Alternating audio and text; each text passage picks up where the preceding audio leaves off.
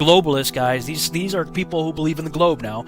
They are the ones that said, hey, the atmosphere really is acting like a lens, and they put a lens in front of the camera to show how it works. So I'm just doing what they're doing. I'm using the same logic that they're using, the same science that they're using. And, science is all about testable, observable, and repeatable data, right? So, to alleviate the problem of distorting the edges because the magnifying glass ring is too small, and I got these plastic magnifying sheets and came up with another way of doing the same thing using the sheet right here. Set the city up, a little cutout of the city, and now I've got the big magnifying glass sheet.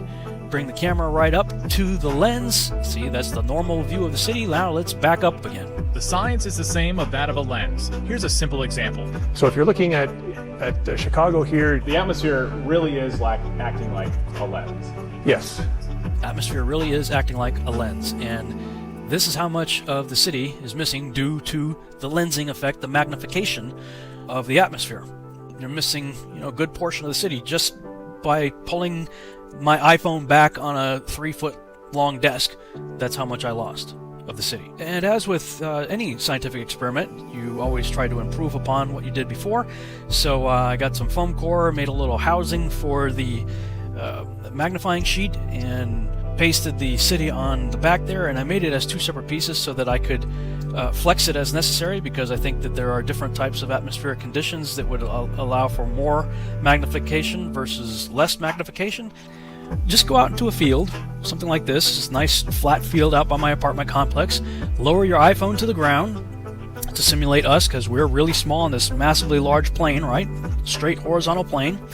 Then go ahead and walk away from your camera on this flat horizontal plane, and just for the fun of it, let's go ahead and bring the city in here, and I'll try to keep my head right between those 2 buildings right there, and I'm going to pull the city along on this flat, straight, horizontal plane, pulling the city far away, and just simply due to perspective lines, look at what we end up with, boys and girls.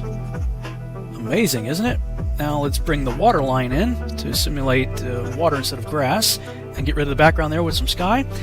Now let's slide our little city over here, put the big city back in, and, well, just due to perspective lines, this is how much of the city magically disappeared.